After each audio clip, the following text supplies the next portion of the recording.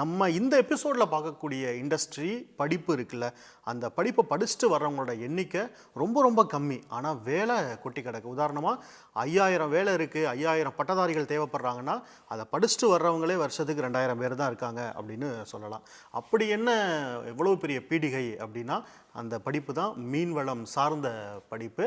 இந்தியாவில் 3 யூனிவர்சிட்டி முக்கியமான இடத்துல இருக்காங்க. அதில் நம்ம தமிழ்நாடு மீன்வள பல்கலைக்கழகமும் ஒன்று.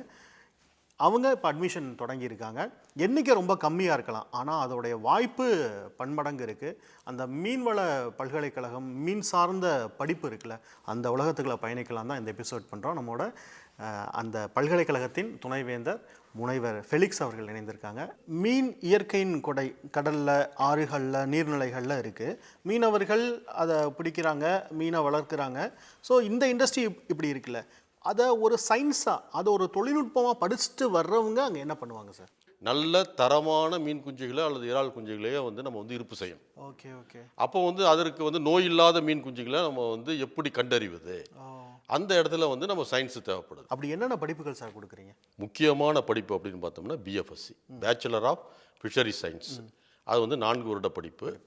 இது ஒரு ப்ரொஃபஷனல் டிகிரி. இது முக்கியமான படிப்பு. இது சயின்ஸ் பேஸ்டு. அதற்கு அடுத்தபடியாக பார்த்தோம்னாக்கா இன்ஜினியரிங் அண்ட் டெக்னாலஜி பேஸ்டில் ஒரு 3 படிப்புகள் தரோம். அது ஒன்று பிடெக் ஃபிஷரிஸ் இன்ஜினியரிங், அது ஒன்று. அதற்கு அடுத்தபடியாக பிடெக் பயோடெக்னாலஜி, அப்புறம் பிடெக் ஃபுட் டெக்னாலஜி. இந்த 3ம் இன்ஜினியரிங் சம்மந்தப்பட்டது. அதற்கு அடுத்தபடியாக மேனேஜ்மெண்ட், அதாவது ஃபிஷரிஸ் மேனேஜ்மெண்ட் சம்மந்தமாகவும் ஒரு படிப்பு தரோம். அது BBA, bachelor of business management. அது ரிலேட்டடாக ஃபிஷரிஸ் என்டர்பிரைஸ் மேனேஜ்மெண்ட்டுங்கிற கோர்ஸை நாங்கள் கொடுக்குறோம். இது அண்டர் கிராஜுவேட் ப்ரோக்ராம். இப்போ அந்த படிப்பை படிச்சுட்டு வர்றவங்க எந்தெந்த ஸ்ட்ரீமில் வேலைக்கு போகலாம்? அரசாங்க நிலையில் எந்தெந்த இடத்துக்கு போகலாம்? எவ்வளோ உயரிய இடத்துக்கு வரைக்கும் போக முடியும்? தனியாரில் அது எந்த அளவுக்கு போகலாம் சார்? அதாவது அரசாங்கத்தில் பார்த்தீங்கன்னா இப்போ நான் இப்போ துணைவேந்தராக இருக்கேனாக்கா நானுமே அந்த பிஎஃப்எஸ்சி படித்தது தான். ஸோ அதனால் ஒரு பல்கலைக்கழகம் எடுத்துக்கிட்டாக்க அதிகபட்சமாக துணைவேந்தர் பதவி அளவுக்கு நம்ம போக முடியும். ஃபிஷரிஸ் டிபார்ட்மெண்ட்டில் நம்ம அடிஷ்னல் டைரக்டர் வரைக்கும் நம்ம போக முடியும். மீன்வளத்துறையில் எந்த பணிக்கு போனாலும் அது ஃபிஷரிஸ் படிச்சிருக்கணும். படித்தா தான் அந்த எக்ஸாம் எழுத முடியும். எக்ஸாம் எழுதணும். அதாவது பிஎஃப்எஸ்சிங்கிறது பேசிக் டிகிரி வேணும். அதாவது முதல்ல சப் இன்ஸ்பெக்டர் ஆஃப் ஃபிஷரிஸுக்கு அது தேவைப்படுது, இன்ஸ்பெக்டர் ஆஃப் ஃபிஷரிஸுக்கு தேவைப்படுது, அப்புறம் அசிஸ்டன்ட் டைரக்டர், உதவி இயக்குனர், அடுத்தது டெப்டி டைரக்டர், அப்புறம் ஜாயிண்ட் டைரக்டர், அடிஷ்னல் டைரக்டர்.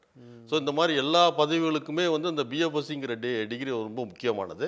தனியாரை பொறுத்த வரைக்கும் இந்த தனியாருக்கு போகிறதுக்கு முன்னாடி நான் சென்ட்ரல் கவர்மெண்ட்லேயும் இதுக்கு பல வாய்ப்புகள் இருக்குது. இப்போ சென்ட்ரல் இன்ஸ்டியூட் ஃபிஷரிஸ் இன்ஸ்டியூட்ஸ் இருக்குது, இந்தியா ஃபுல்லாக இருக்குது. அதில் ஃபிஷரிஸ் ரிலேட்டடாக உள்ள இன்ஸ்டியூட்ஸ் எல்லாத்துலேயுமே இவங்க சயின்டிஸ்டாக போக முடியும். ப்ரைவேட்டை பார்த்தோம்னாக்கா முக்கியமாக மீன் பண்ணைகள் இருக்கும், இறால் பண்ணைகள் இருக்குது. இதை விவசாயிகளும் எடுத்து பண்ணுறாங்க, பெரிய பெரிய ஆண்டர்பிரினர்ஸ் பண்ணுறாங்க. அது மட்டும் இல்லாமல் பெரிய கார்ப்பரேட் செக்டாரும் பண்ணிகிட்டு இருக்காங்க. இந்தியாவிலேயே 40-50 ஃபிஷ் ஃபீட் மில் ஃபேக்ட்ரிஸே இருக்குது. ஓகே. அந்த ஃபேக்ட்ரிஸ்லாம் அது உணவு உற்பத்தி பண்ணுறது எப்படி, அதனுடைய ஃபார்முலேஷன் எப்படி, ஒவ்வொரு மீனுக்கும் ஒவ்வொரு இறாலுக்கும் அதற்கு ஏற்ற மாதிரி புரதம் தேவைப்படும்னு சொன்னேன், பல சத்து பொருட்கள் தேவைப்படும். இதெல்லாம் ஃபார்முலேட் பண்ணுறதுக்கு ஃபீட் ஃபார்முலேட்டர், அவருக்கு இந்த படிப்பு படித்தவங்க போக முடியும். ஆரம்ப நிலை ஊதியம் 4 வருஷம் படித்து வந்தால் எனக்கு என்ன கிடைக்கும்?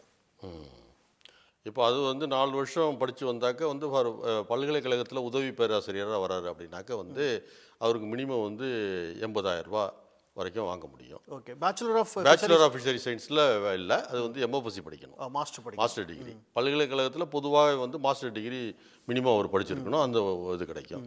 பல்கலைக்கழகத்தில் சில வேலைகள் இருக்குது, மிக குறைவான வேலைகள், ஃபார்ம் மேனேஜர்னு சொல்லக்கூடியது. அதில் படித்தாருனாக்க 50,000லேருந்து 55,000 ரூபாய் அவர் மாத சம்பளம் அவருக்கு கிடைக்கும். அதே மாதிரி நான் ஏற்கனவே சொன்னது மாதிரி பிஎஃப்எஸ்சி படித்த ஒருத்தர் ஃபிஷரிஸ் டிபார்ட்மெண்ட்டில் வேலைக்கு போனார், sub inspector of fisheries, inspector of fisheries போகிறாருனாக்கா அவர் 40,000 50,000 ரூபா சம்பளம் வாங்க முடியும். இதே ப்ரைவேட்டுக்கு போனார்னாக்கா இனிஷியலாக ஒரு பிஎஃப்எஸ்சி படித்தவர் போனார்னா 20,000லேருந்து 25,000 ரூபா வரைக்கும் அவருடைய சம்பளம் இருக்கும். ஆனால் அதனுடைய சம்பள உயர்வு என்பது அவருடைய பெர்ஃபார்மன்ஸை பொறுத்து இருக்குது. பெர்ஃபார்மன்ஸ் அதிகமாக இருந்தால் அவர் ஒரு கவர்மெண்ட்டில் வேலை சம்பளம் வாங்குவதை காட்டிலும் கூடிய விரைவிலே அவருக்கு அதிகமான சம்பளம் பிரைவேட்டில் வாங்க முடியும். உடனுக்குடன் செய்திகளை தெரிந்து கொள்ள சன் நியூஸ் பெல் ஐகானை கிளிக் பண்ணுங்க.